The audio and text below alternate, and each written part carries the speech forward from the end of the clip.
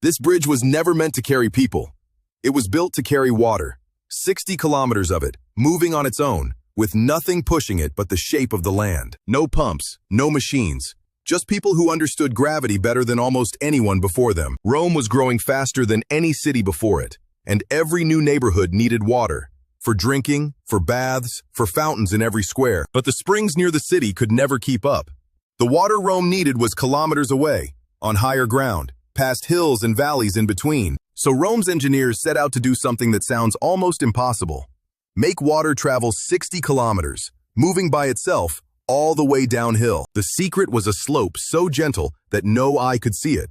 Just a few centimeters of drop for every 100 meters, mile after mile after mile. Most of the aqueduct ran hidden underground, a stone channel cut and buried beneath fields, forests, and roads. Digging through solid rock, one chisel strike at a time, following a slope they could only trust, never see.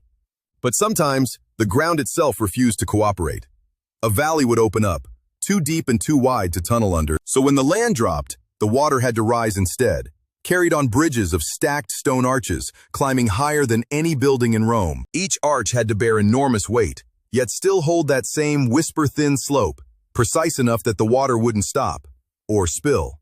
One mistake, one arch built a hand's width too high or too low, and the whole plan could fail. After years of digging and building, the day finally came to test it.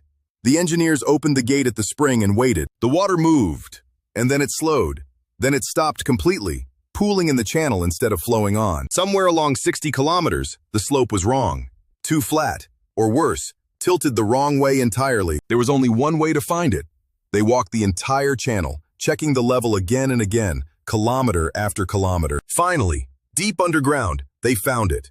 A short stretch where the builders had cut the channel just slightly too high. It took days to recut that single stretch, checking the slope over and over until it matched perfectly with the rest. When they opened the gate a second time, the water didn't hesitate.